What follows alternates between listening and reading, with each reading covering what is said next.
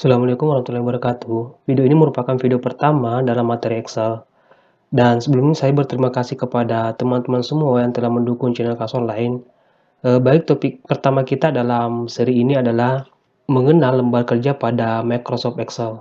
Dan yang pertama akan kita bahas yaitu workbook.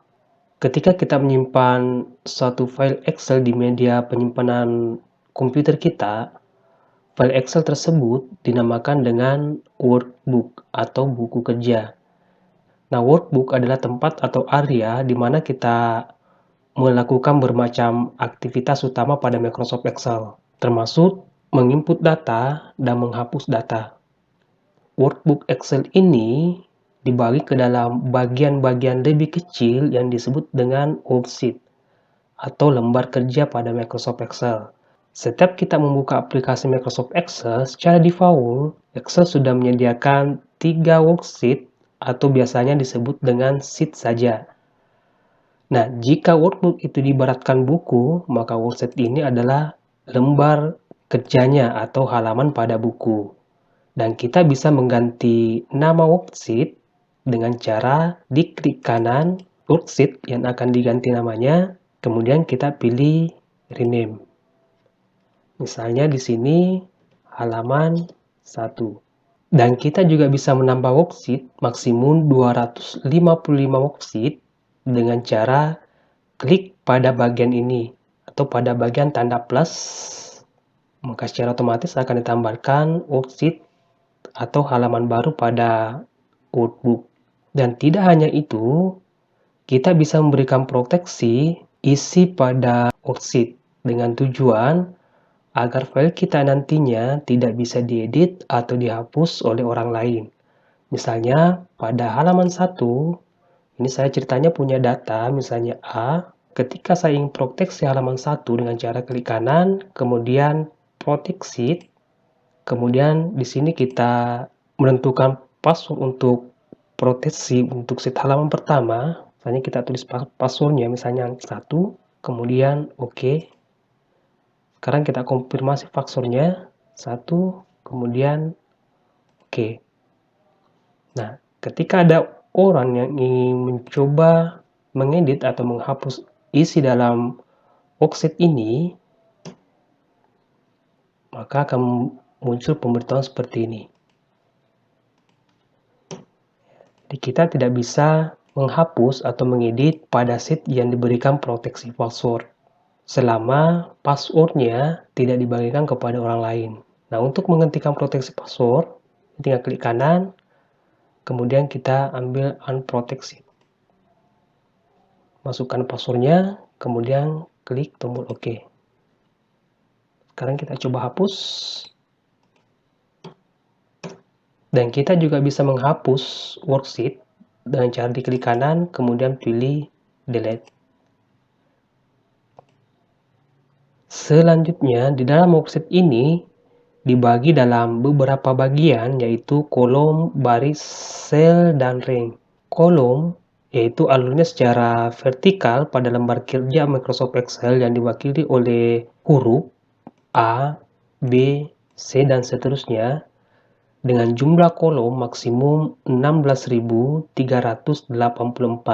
Sedangkan baris itu alurnya secara horizontal pada lembar kerja Microsoft Excel yang diwakili dengan angka, yaitu dimulai dengan angka 1, 2, 3, dan seterusnya dengan jumlah baris maksimum 1.048.576.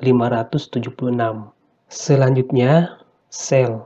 Sel adalah tempat untuk menginput dan menampung data pada Microsoft Excel yang di dalamnya terdapat alamat sel. Nah, alamat sel ini merupakan titik temu antara kolom dan baris. Sebagai contoh, jika sebuah kursor berada di kolom B baris kelima, maka alamat sel ini adalah sel B5. Alamat sel ini akan ditampilkan pada name box.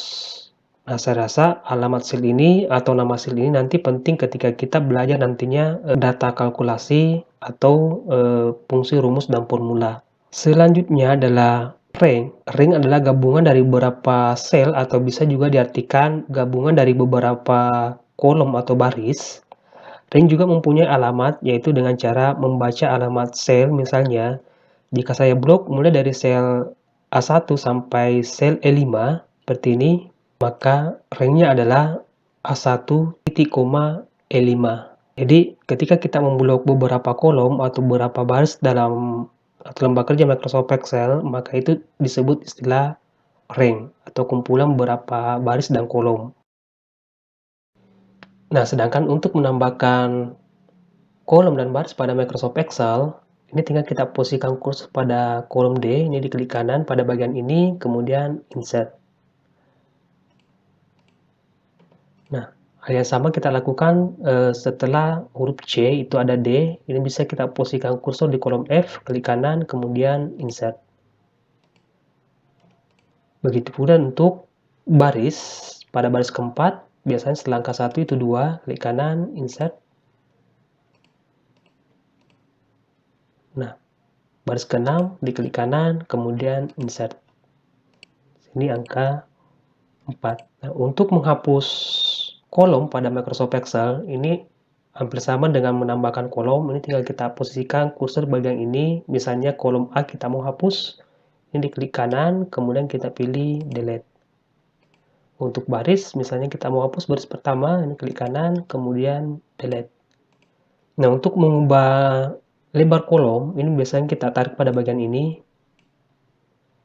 Atau jika kita ingin kolom B, C, D, E, dan F itu sama luasnya, ini bisa kita blok seperti ini.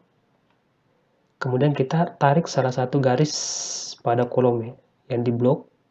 Ini untuk kolom yang diblok itu sama semua luasnya ya. Hal yang sama yang dilakukan kalau baris, ini tinggal diblok, kemudian kita tarik salah satu barisnya.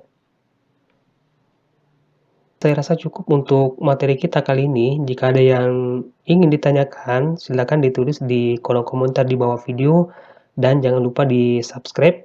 Sampai jumpa pada video berikutnya.